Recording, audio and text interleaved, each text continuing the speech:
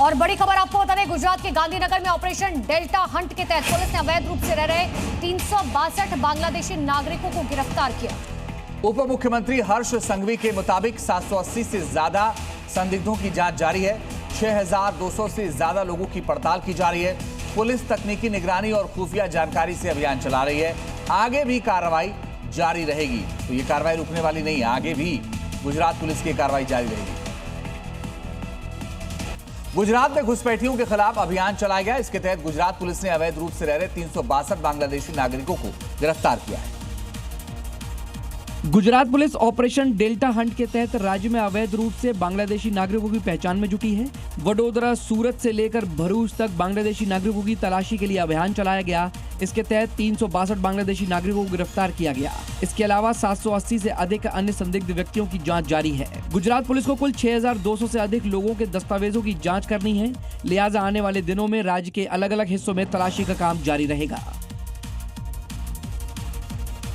तो गुजरात पुलिस की कार्रवाई में बड़ी संख्या में बांग्लादेशी घुसपैठियों की धरपकड़ की गई। पुलिस ने इन घुसपैठियों से ओपन परेड भी कराई है। और ये घुसपैठिए ओपन परेड के दौरान मुंह छुपाते हुए नजर आए। रस्सी के सहारे इनसे परेड कराई गई, जिन्हें अब डिपोर्ट करने की तैयारी हो रही है। पुलिस के मुताबिक पूरी जांच पड़ताल के बाद ही इन घुसपैठियों को गिरफ्तार किया गया है। एमें 41 पुरुष છે, 95 महिलाओं અને 30 બાળકો, એટલે કુલ 166 બાંગ્લાદેશી અત્યારે કન્ફર્મ્ડ અમદાવાદ શહેરમાંથી। जबकि कुछ लोगों से अभी भी पूछताछ और दस्तावेजों की जांच जारी है। आपको बता दें कि पुलिस ने यह अभियान शहर के उन इलाकों में चलाया जहां लंबे समय से अवैध रूप से रह रहे घुसपैठिए होने की आशंका थी। और बड़ी खबर पश्चिम बंगाल के मालदा से है। मदरसे में वंदे मातरम गाया गया। मॉडल मदरसे में राष्ट्रगान गाया गया। बड़ी खबर यह है कि राज्य सरकार ने मदरसे में वंदे मातरम गाना अनिवार्य किया है, जिसके बाद से अब ये खबर है कि पश्चिम बंगाल के मालदा में वंदे मातरम गाया गया है। और बड़ी बात यह है कि मॉडल मदरसा है, यहां पर राष्ट्रगान भी गाया गया है।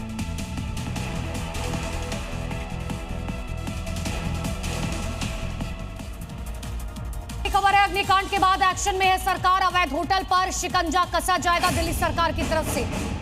अवैध होटलों का बिजली कनेक्शन काटा जाएगा, साथ ही पानी का कनेक्शन भी कटेगा।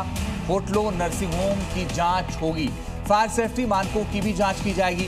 आज से 1 महीने तक यह अभियान चलेगा। होटल, गेस्ट हाउस की जांच होगी, तय सुरक्षा मानकों की जांच होगी। उल्लंघन करने पर कड़ी कार्रवाई होगी। हिरासत में लिए गए लोकेश बजाज ने Malviya Nagar bed and breakfast योजना के तहत अपने साकेत स्थित घर पर भी होम स्टे बनाया है, जहां विदेशी आकर रुकते हैं। जी न्यूज संवाददाता प्रमोद शर्मा ने यहां का जायजा लिया। तो ये घर दिखाएंगे कि करोड़ों रुपए की कीमत वाला ये घर है, जो कि भ्रष्टाचार की कमाई से जो है कमाया गया है। किस तरीके से नियम कायदों को ताक पर रखकर जो B&B होता है, बेड एंड ब्रेकफास्ट, उसका लाइसेंस लेकर जो है कई होटल खड़े किए गए थे। और विदेशी जो टूरिस्ट यहाँ पर आते थे, इलाज के लिए आते थे, और मेडिकल टूरिज्म के नाम पर आते थे, उन्हें ठहराया जाता था। फायर की NOC नहीं ली जाती थी। बिल्कुल इस तरीके का होटल बनाए गए थे कि मोटी कमाई करते थे और उसी कमाई से यहाँ पर यह रहता है। और इस घर के अंदर भी कुछ अफ्रीकन मूल के नागरिक इस बिल्डिंग के अंदर भी मौजूद है। तो ये संभावना जताई जा रही है कि कहीं यहाँ पर भी इसी तरीके का स्टे रहने के लिए तो नहीं बनाया हुआ।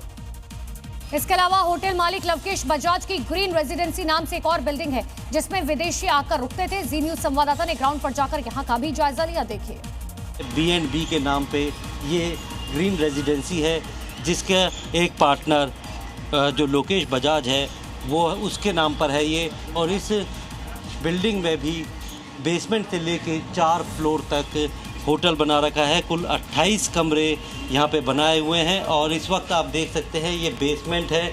ज़्यादातर जो अफ्रीकन नेशनल या विदेशी नागरिक हैं वो यहाँ पर आके रुकते हैं।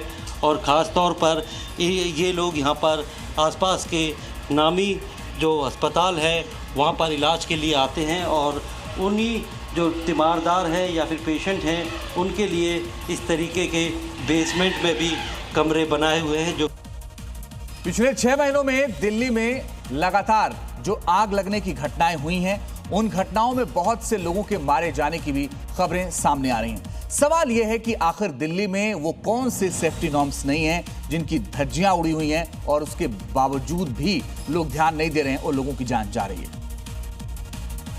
क्योंकि सवाल है कि आखिर होटल में जब 6 कमरे बनाने की इजाजत थी तो 25 कमरे कैसे बन गए? बिना फायर एनओसी के होटल कैसे चल रहा था? कमर्शियल बिल्डिंग में बिना मंजूरी होटल चलाने की परमिशन किसने दी? आने जाने के लिए केवल एक सक्रिय सीढ़ी थी और ग्राउंड रियलिटी आप खुद ही देखिए।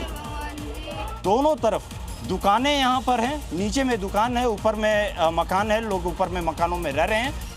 यहाँ सभी घरों में हमें बेसमेंट दिखाई दिया। बेसमेंट में एग्जिट और एंट्री पॉइंट भी एक ही दिखा है।